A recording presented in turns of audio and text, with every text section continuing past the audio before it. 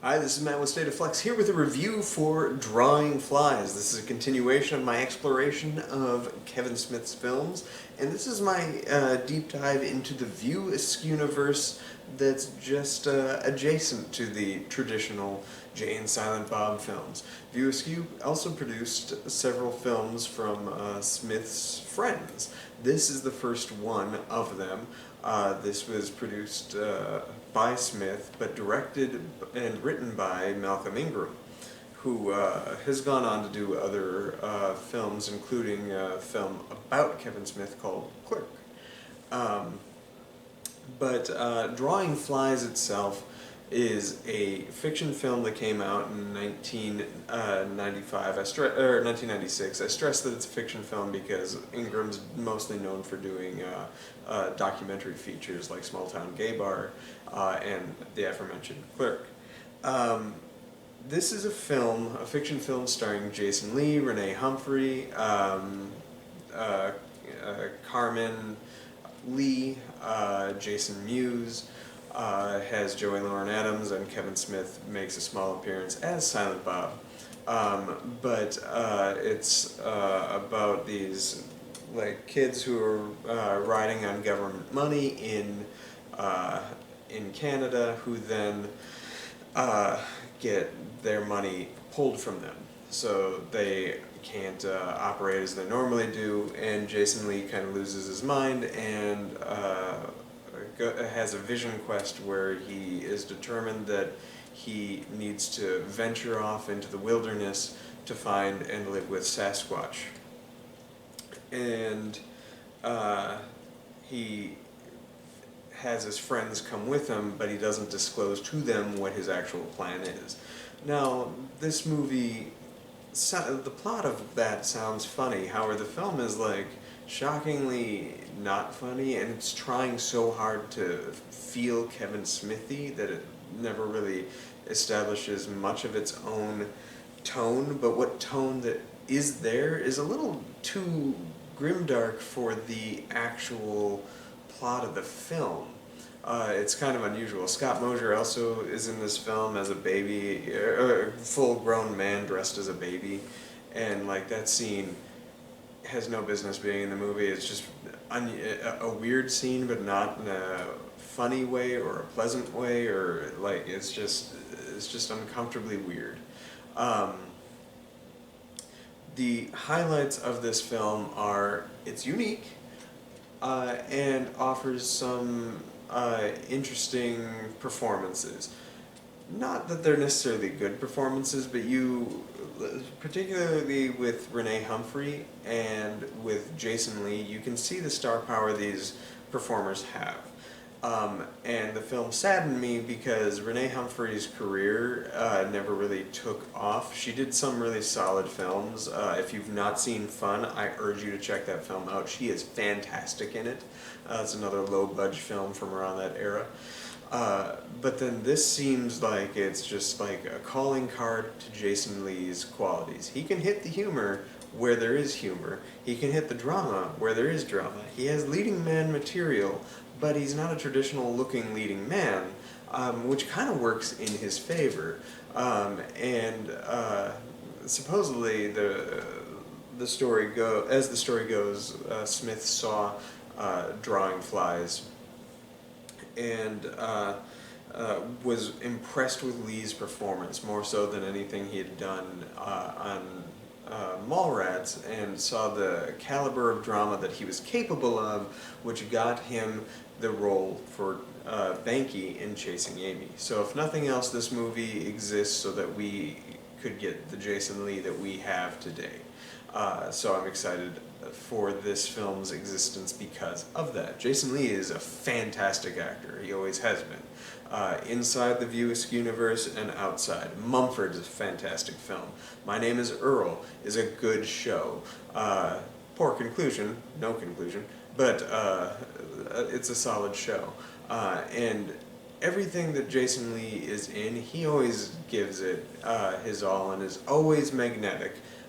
Regardless of the quality of film. Even those silly Alvin and the Chipmunk films, he's solid in.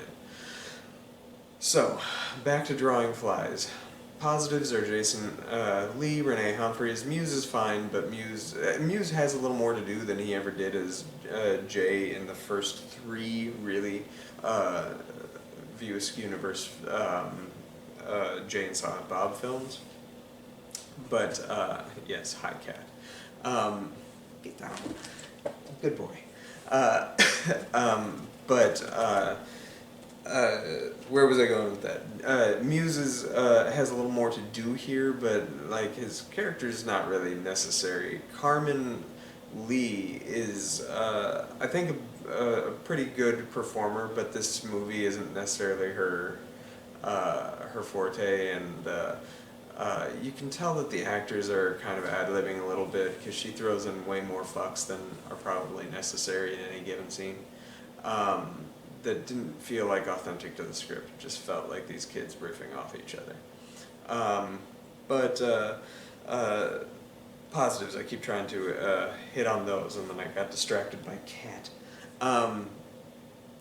I like the look of the film. It's low budget and probably has a far lower budget than this film required, but Ingram knows how to place a camera well, and I do think that the film has like this, I say eerie quality, not in the sense that it provides anything creepy or unsettling, but he just has like this way that the camera kind of holds in a scene or photographs a subject that is slightly off-kilter, and it works for this film. But that's kind of all that works. The script is the weakest aspect of it. There's stuff in this film that just don't belong, and one of the most important lessons to any film is if there's no reason for a scene to be there, then the scene should probably not be there. If it does nothing for the characters at the core of the film, or the scene is able to be lifted and nothing would change in your story, then you probably ought to change it and lift it. And this film has a few of those scenes. So, yeah, this feels more like a student film or a first film than Clerks ever did. And that's not necessarily a positive.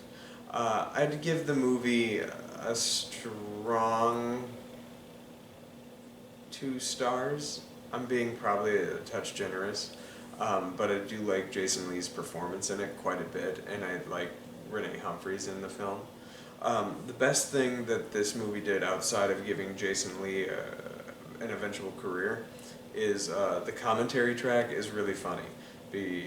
Smith is just like on fire at making fun of one of the actors in it who had an unfortunate boner in one of the scenes, which was kept in the movie, and him just railing on the poor guy who found himself a little more erect than he had planned to be in any given scene is pretty hilarious. So if you own the physical media copy of this, make sure you're watching that commentary. It's pretty funny. Otherwise, this is a 2-star film. I hope to next week do the next View Askew universe film, which would be A Better Place, which is Vincent Pereira's film.